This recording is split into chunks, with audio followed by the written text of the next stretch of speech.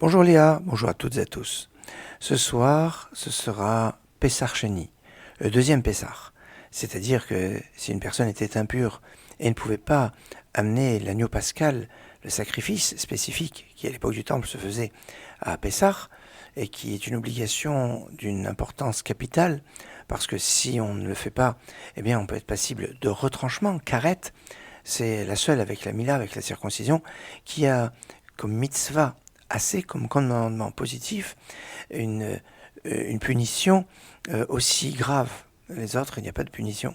C'est pour les transgressions qu'il y a pu avoir des punitions, mais pas pour l'annulation, le non-respect d'un commandement positif. Seulement la Mila et le Corban Pessar, l'agneau pascal. Et c'est pour ça que si tout le monde était impur, alors on pourrait amener le sacrifice, le Corban Pessar au premier Pessar dans l'impureté, au niveau collectif, mais au niveau individuel, ce ne sont que des personnes, alors ils sont repoussés au Pessar Sheni, c'est-à-dire un mois après, où ceux qui étaient impurs pourront, parce qu'ils sont maintenant en état de pureté, de pouvoir amener l'agneau pascal et l'amener. Mais il y a une petite difficulté, c'est que c'est pas ce soir qu'on l'amenait. On l'amenait demain dans l'après-midi, oui, c'est l'après-midi du 14, pour le manger le soir du 15, comme le Corban Pessar, l'agneau pascal, qui était mangé le soir du 15. On l'amenait l'après-midi du 14 Nissan, pour le manger le soir du 15 Nissan.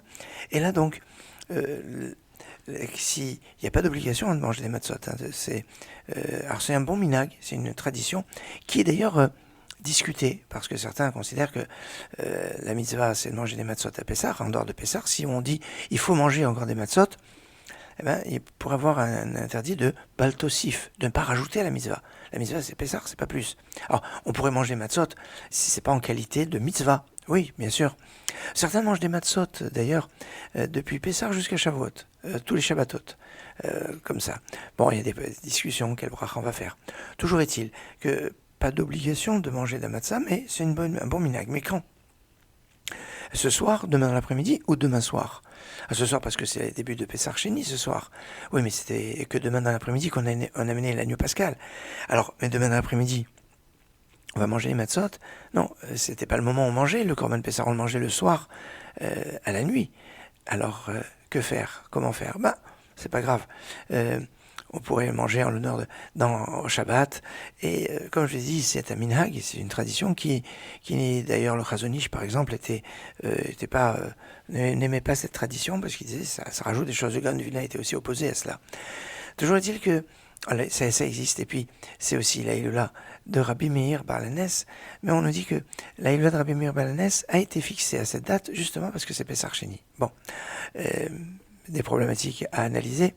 En tout cas, le Zochut, le mérite de Rabbi Meir Bar Lanes, Rabbi Meir, le maître du miracle, puisse nous accompagner, nous protéger, comme on le dit dans la fameuse évocation qu'on fait en pièce d'un tzedaka, on dit Elaha de Meir Aneni, Dieu de Meir, ou Dieu qui éclaire de Meir, réponds-moi, mais on aura l'occasion d'en reparler. Pour l'heure, je vous souhaite une excellente journée. Chasal Sidur Pesach Kehilchaso Kechol Mishpato Vechukaso Kasher Zachinu Lesader Oso Ken Nizke